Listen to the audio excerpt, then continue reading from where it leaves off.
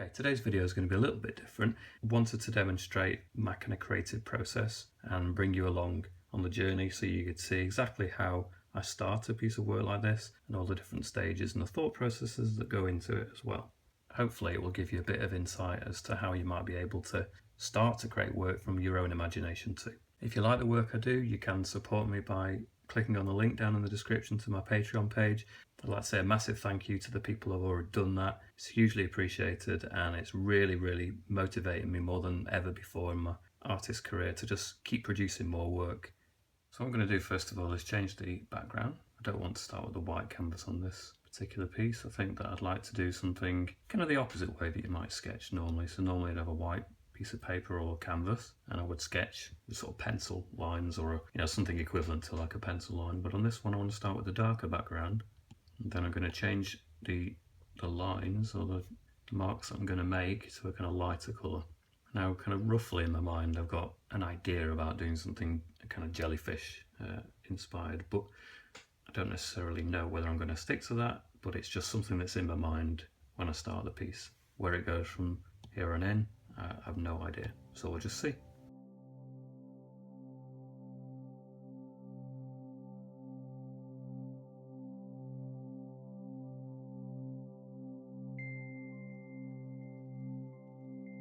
So to begin with, I'm just experimenting with forms. I really don't know where I'm going with this.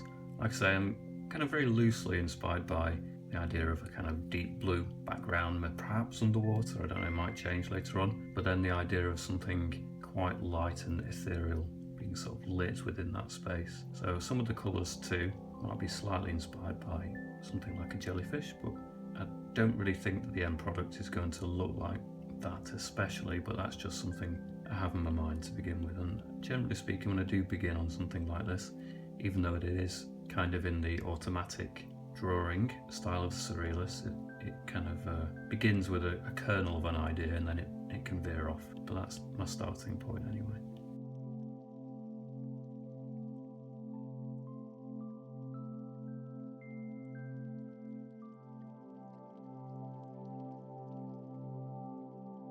So obviously, because I'm really working, not having a clear idea of what I'm wanting to come out with at the end, and the eraser tool is probably going to be just as important as the actual applying of shapes too. So I want to be able to remove things, push things back as I change my mind as I work through.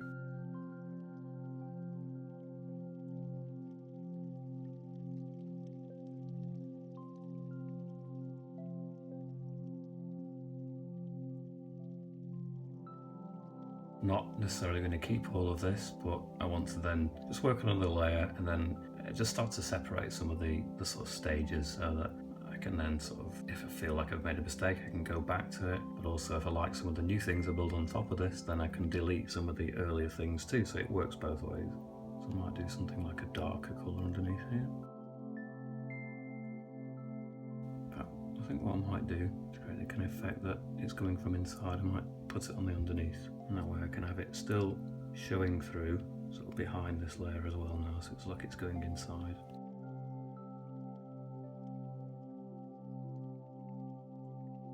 So this time I'm going to do something on top.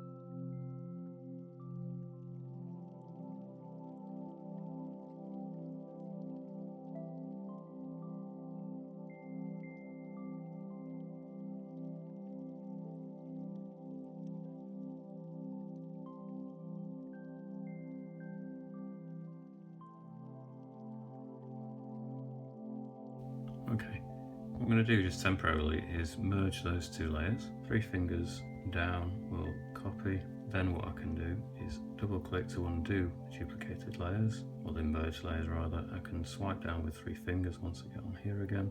I can paste, so I've got the benefit of having an extra copy that's a flattened version without having to flatten the 2 original layers. So what I can do now, I can make use of this, I can do sort of manipulations upon this, and I can have it sort of coming into interact in different ways and start to fill in more of the screen or of the canvas, and just start seeing if there's any composition that seems to benefit from having duplicated forms. It's useful just to have a look at what happens when you do that and see if you like anything you see.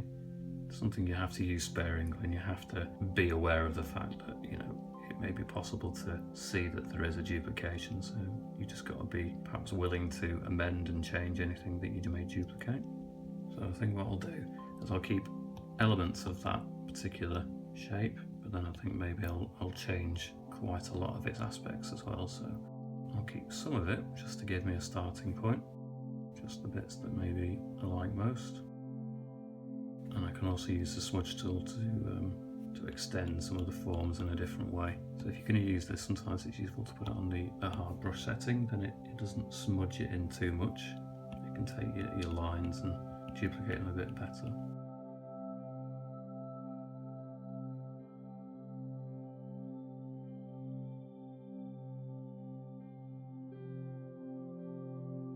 Okay, so I'm going to go back to another layer now, and I'm going to start to work over the top of this and start to give it its own character now.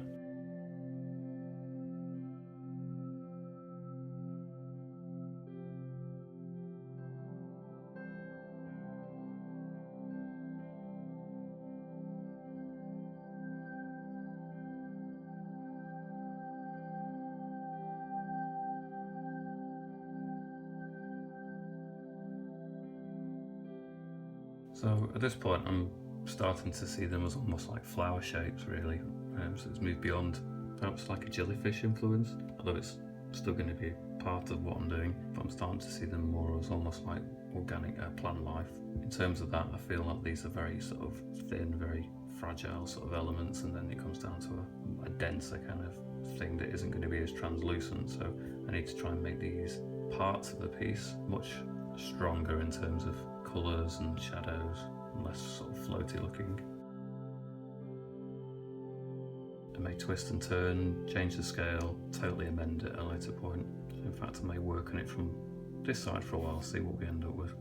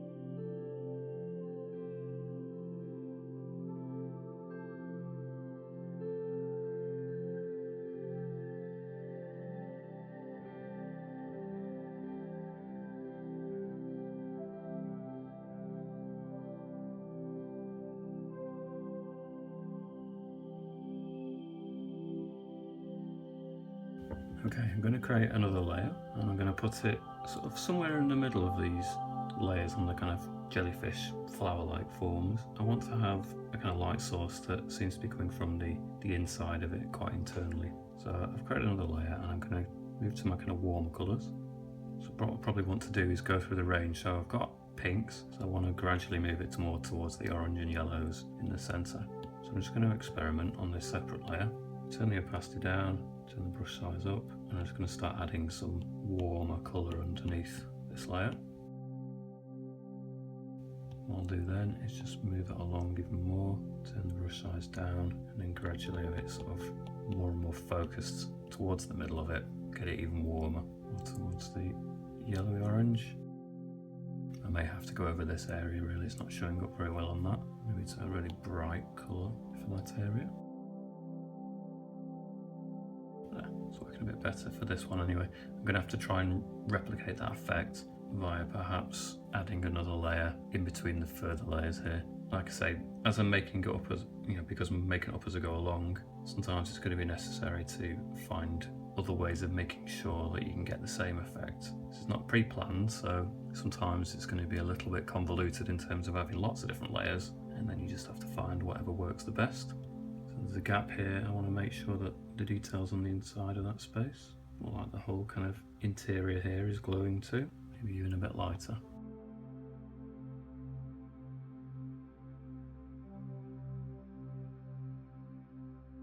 I'm going to stick with something quite cool here. Maybe on the outside of it you'll get some of the light just hitting one edge of it here, but I almost imagine it like a kind of scales or kind of armour type sort of plates on the outside of that. To contrast nicely, because we've got very, very delicate, soft shapes at the edge, then maybe this would be quite nice if it almost looks like an industrial kind of texture, or like I say, like armour plates perhaps.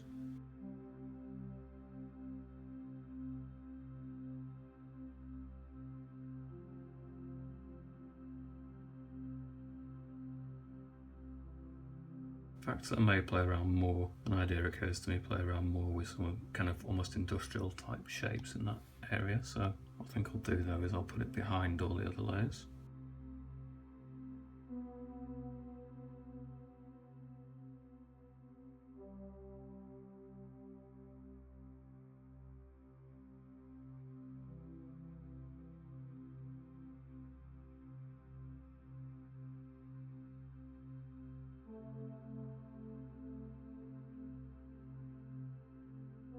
Okay, I feel like I want to change the composition of the overall piece. I think the best way of doing that really is to start to combine all the kind of organic elements. I can still change them, I can still work from a layer underneath, but at the moment they all need to be on one layer. So the simplest way of doing that is just to squeeze them all together, and you can see now they're all on one layer. The reason I want to do that is that I want to transform that and make it more a kind of a feature amongst the larger canvas. That will do, mainly because I want to have more of the background features becoming a strong and important part of the piece now as well. So I'm going to go back to the underneath layer, and I'm going to think of ways to actually start to bring the foreground and background together a bit more.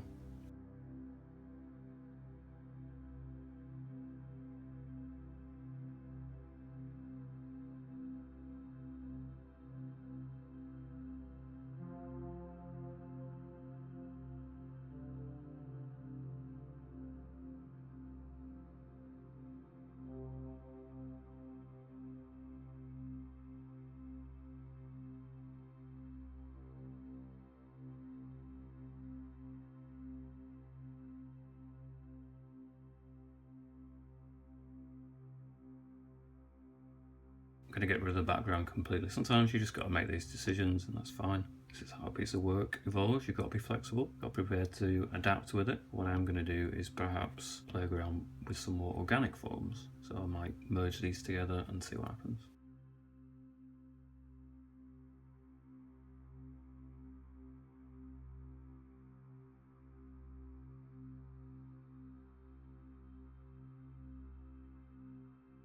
So I do feel like I need some bigger forms perhaps in the background, so I'm thinking these are quite plant-like, but I quite like something sort of darker and chunkier, so maybe like a tree branch or something like that. So I need a dark colour. I might pick, in fact, the colour that's here. I might just change it to a medium brush again and size it up. And it is underneath the other layers, so it's not going to affect the other things.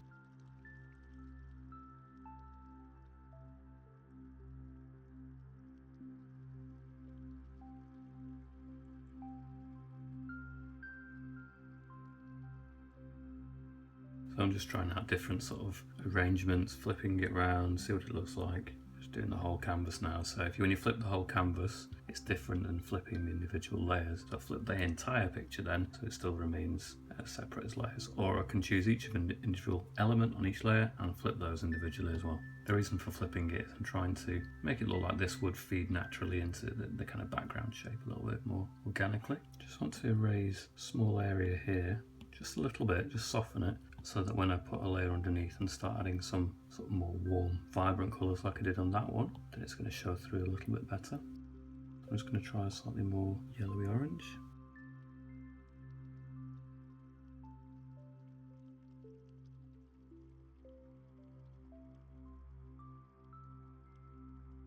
So it's on an underneath layer, so I don't care about going over these details because I'm only going to be painting on the layer that's actually underneath all of this anyway, so it's fine.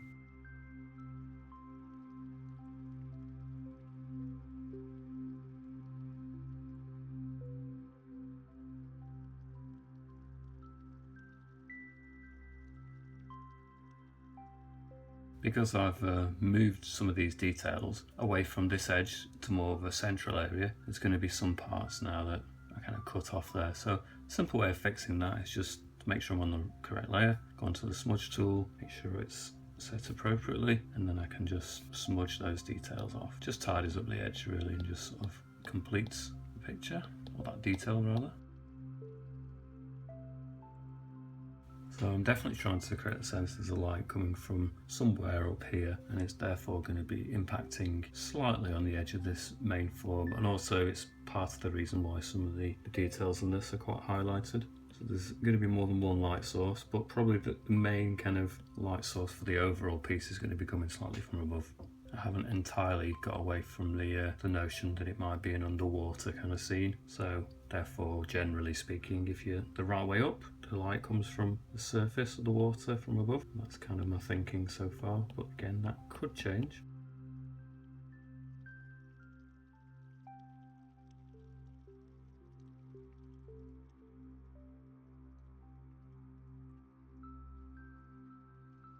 Part of me is starting to see perhaps this could be almost like burning embers, although it would be underwater. I mean, it's kind of like a surreal piece anyway. I'm not too concerned about the logic of it, but it's starting to remind me of sort of burnt wood, where it sort of fragments, where it becomes completely burnt out. But I'm starting to think maybe it might be quite interesting to do some sort of burning or glowing inner core when you see through some of the gaps. So I might create a separate layer and just explore that idea a little bit.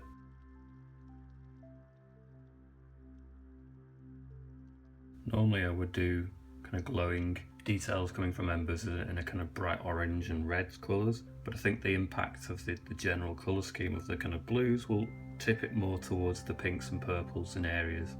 It's a delicate balance. You've got to always consider the lighting and the general tone of the overall piece. So if I was to do, for example, bright orange in some of these gaps, a saturated version of that tends to clash quite horribly with the general colour scheme, whereas the pinks and purples blends a bit better with the other colours that I've used, but then it seems to look more natural because of the lighting too. So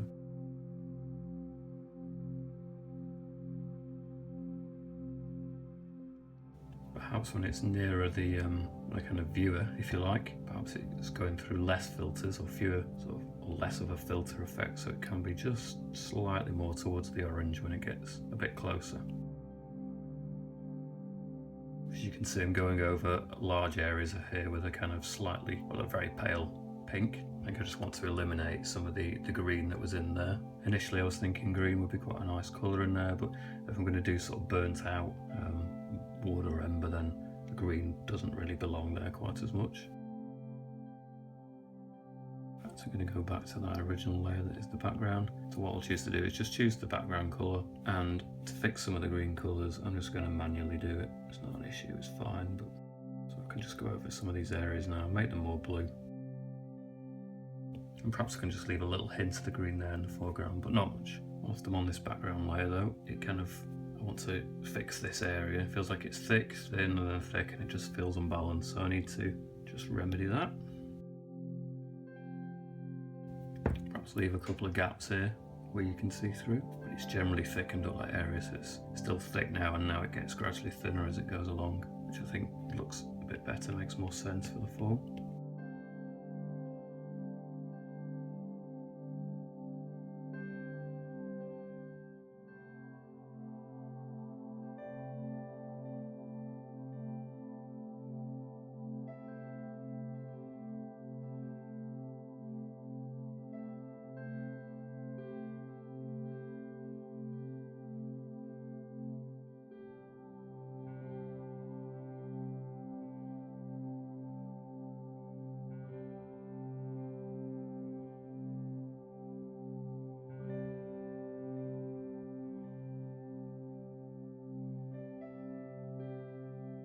Okay, I think what I'd like to do is introduce more of these kind of flowers, or the jellyfish kind of forms, or however you interpret them. I think they're more flowers at this point, but you know, it's up to interpretation, I guess. What I'd like to do is take that layer, duplicate it, and I'd like to just manipulate it and move it to a different area of the canvas perhaps. So perhaps it'd be better that way actually.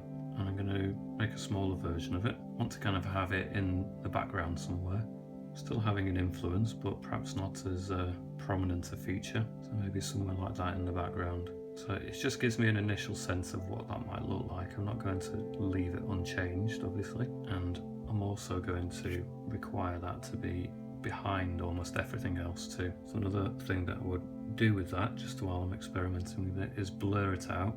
I don't want it to be crystal clear like the foreground. I want it to be a much more blurred version. And what I'd probably do, since we've got a blue background anyway, just to make it feel like it's not further back, is reduce the opacity of it. In fact, might be a better way to do that, because I don't want to necessarily get rid of the light source in there. So maybe just using I'll use the smudge tool initially, see what that does. Blend in some of these forms. I don't want them too crystal clear. In fact, I may just erase areas of it. So I can now perhaps just go over some of the areas that are surrounding the light without diminishing the actual light itself. That seems to perhaps be the most effective way of doing it. I want it to be a suggestion of that rather than being as clear, like I say, so it's okay if it seems a bit more washed out. In fact, what I may do with that layer then is duplicate that. It actually it makes the light source a bit stronger then. So I'll just move it around so you can see it. When it's one layer, do a double layer, and perhaps it looks a little bit better. What I can also do is just merge those two layers. If I do it carefully, pinch them together. A bit tricky to do this. There you go. I'm going to duplicate it again, but this time I'm going to move that layer to somewhere different on the canvas. So again, I'm going to flip it. Let's have it somewhere really in the background this time, over there, like so. Make sure it's at the absolute bottom layer, which it is, but I don't want it to be impacting some of the other things here, so I need to subdue it in those areas too. So I want to get rid of this area of it. I don't want it extending into this part of the piece, so I'll just knock that back. In fact, I may get rid of this whole section, so I can keep the one of those flowers, but let's just get rid of the other one. I think what I want to do is go back to, because I notice when I'm repeating this, I'm repeating it without the light source behind it, and that's because I didn't merge those two layers together. So what I think I'll do is just merge those together now, duplicate the main layer, so it's the big form here. I'm going to reduce it in size. I want another version over here, so I think the best way to do this is to always get confused on the flips, so like that probably. Now this one's going to be much less sort of apparent, it's going to be going off the edge, I think, something like that. So you'll just see a part of it maybe in the corner, and I'll move it way down to the back layer. Again, I shall blur it, not too much. I mean, I will perhaps do some of that in areas, but for these ones, I want to blur it, but not beyond all recognition, so something like that. I can then obviously tidy these up and I want to make sure it doesn't look like an obvious duplication of that, so there's still some areas there that do look very much like the original form that I kind of cloned it from. So I will spend a little bit of time going over these and just making sure that it's not obvious. I want to create the effect without looking like it's an obvious clone of a certain area.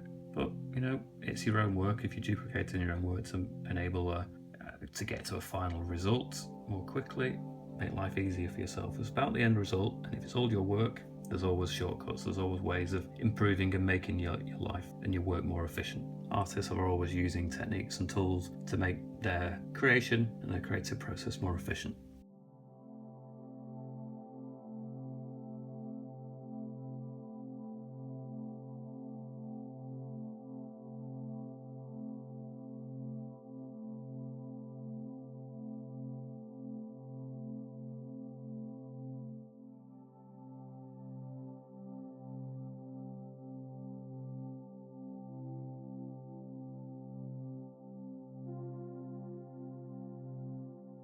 Again, having done that layer, I'm going to choose, in fact I'll go for a slightly redder version. So I want a very dark colour underneath, so it's barely visible really, but nevertheless it is there.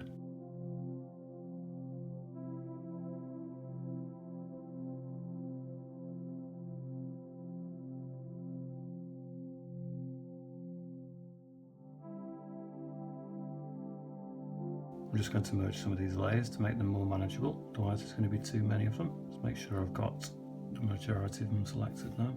Yeah, I'm going to leave the foreground ones as a separate layer, So I've just merged all the kind of extra ones that I've added as backgrounds.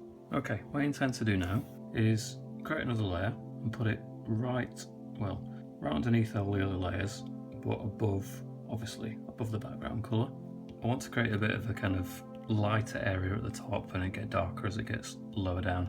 I don't want to make it too dramatic, but I do want slightly more light towards the top. So what in fact I think I'll do is I'll choose the colour blue from here and then just select a lighter version of it up there. I don't want it to be terribly bright, even at its brightest point. So I just want it to be a slight sense that it's blending down a little bit. Otherwise the background's looking a bit flat. And if I really want to sell the idea that there's light hitting the edges here, then I need to sell the idea that there's also a light source at the top by other means. So it's a bit too much there, a bit more there. And what I intend to do now is add some bubbles, really, because it is an underwater scene. I'm going to stick with that idea. So now what I need to do is create some of those. If you're not sure how to draw bubbles, there is a link to a tutorial that I've done on how to do exactly this.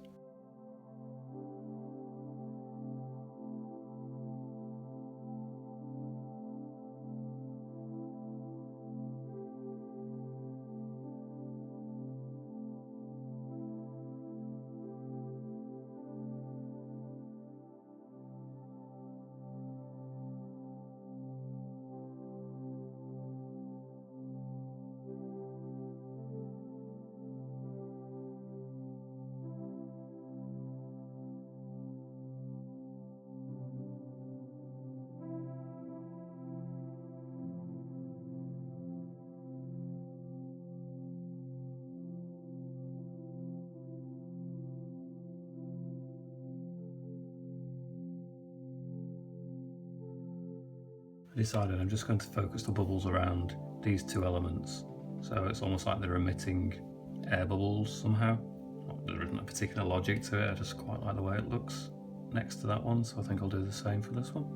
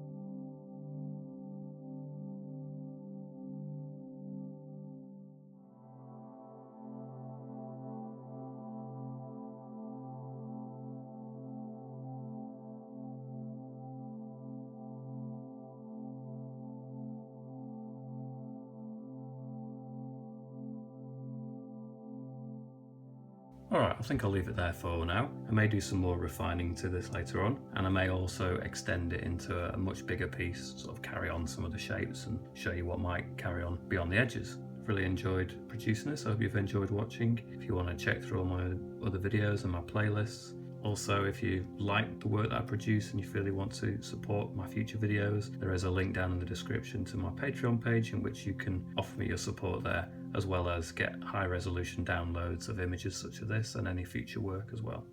I'll catch you back here again. Thanks for watching. See you later.